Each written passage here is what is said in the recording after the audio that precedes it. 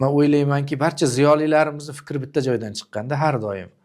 Nimaga deganda 100 yil oldingi o'sha Behbudiy bobolarimiz, Jadid bobolarimiz qanday fikrda bo'lgan bo'lsa, hozirgi sizdek ustozlarimiz ham xuddi shunday fikrda.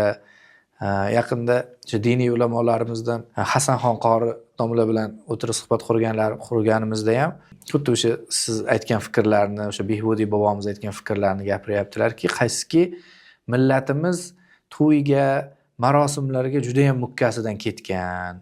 Bu juda ham to'g'ri. O'zim yaqinda O'zbekistonga kelib kuzatgan bo'lsam, bir narsadan juda ham xafa bo'ldim. Mehmonxonasini juda ham chiroyli qilib qo'ygan.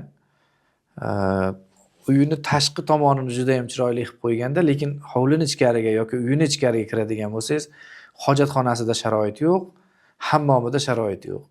O'sha narsa odamlarga o'zini ko'rsatishga bo'lgan ishqibozlik, bu bir kasallik. Boya aytganingizdek, o'sha juda ko'pchilik o'sha do'stlarimizga ham, juda ko'p tanishlarimizga ham shu narsani gapirishga harakat qildimki, to'xta, o'zimizni ko'rsatishga bo'lgan harakat emasda, birinchi hojatxonangni chiroyli qilib qo'y.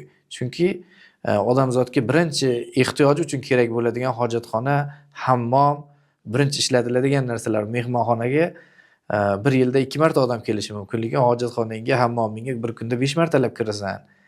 O'zimiz uchun yashashni o'rganishimiz kerak.